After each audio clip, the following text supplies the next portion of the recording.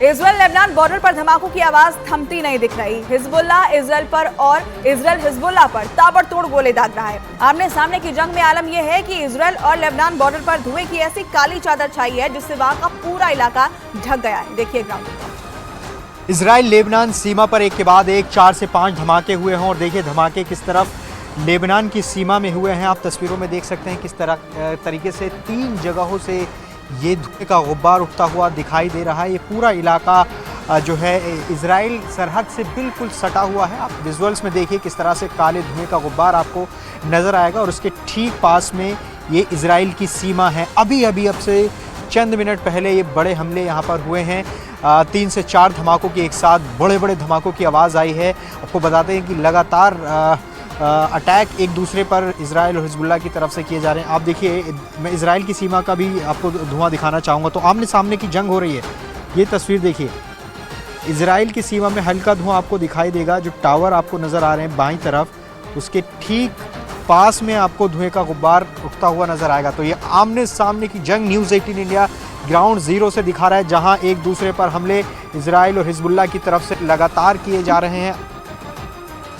Israeli सेना ने Gaza के सबसे बड़े अल-शिफा अस्पताल को अपने कब्जे में ले लिया है। इजराइल का आरोप था कि हमास के सैकड़ों आतंकी इसी अस्पताल में पनाह लिए हुए हैं, जिसके बाद इजराइल ने अल-शिफा अस्पताल को चारों तरफ से घेर लिया और कई दिनों तक घेरेबंदी के बाद अस्पताल को अपने कब्जे में ले लिया, जिससे हमास तिलमिला उठा। लेबनान के बेरूत में मौजूद हमास के दफ्तर में चरमपंथी संगठन के दिग्गज नेता ओसामा हमदान ने अल-शिफा मेडिकल कॉम्प्लेक्स पर हमले की निंदा करते हुए कहा कि ये सबसे पवित्र मानवीय पेशे का उल्लंघन है।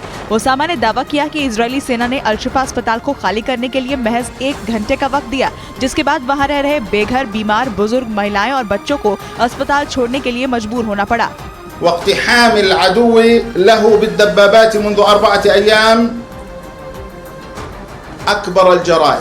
अल-शिफा अस्पताल में करीब 40,000 लोगों ने पनाह ली थी, लेकिन इजराइल के अल्टीमेटम के बाद सभी लोग अस्पताल छोड़कर दक्षिणी गाजा की ओर चले गए। इस दौरान अस्पताल में बस वही मरीज बचे हुए हैं जिनकी हालत बेहद गंभीर है और जो चल फिर नहीं सकते। इजरायली सेना के नियंत्रण में ऐसे मरीजों का इलाज जारी है। अल-शिफा अस्पताल का स्टाफ घायलों के इलाज में जुटा हुआ है। इधर इजराइल ने दावा किया कि अल-शिफा अस्पताल में उन्होंने किसी को भी जबरन नहीं रोका है। यहाँ तक कि अस्पताल के डॉक्टर और नर्सिंग स्टाफ को भी उनकी इच्छा से रहने या जाने की इजाजत दी है। और इजरायली सेना के अस्पताल में इलाज करा रहे मरीजों के लिए दवाओं का भी इंतजाम किया है। साथ ही खाने पीने की चीजें भी अस्पताल के स्टाफ को दी हैं, ताकि उन्हें काम करने में कोई परेशानी न आए। इजरायली सेना ने अल-शिफा अस्पताल से लोगों को दक्षिणी गाजा की ओर जाने के लिए गलियारा तैयार किया है, जिससे वो सुरक्षित दक्षिणी गाजा की ओर जा सकते हैं। इस दौरान इजरायली सेना को अस्पताल के आसपास 2 बंधकों के शव मिले। We are operating in the compound of Al-Shifa Hospital, exposing what Hamas has been doing beneath and around and inside the hospital, in some of the special wards, and obviously in around the hospital compound where we found the bodies of 2 of the hostages.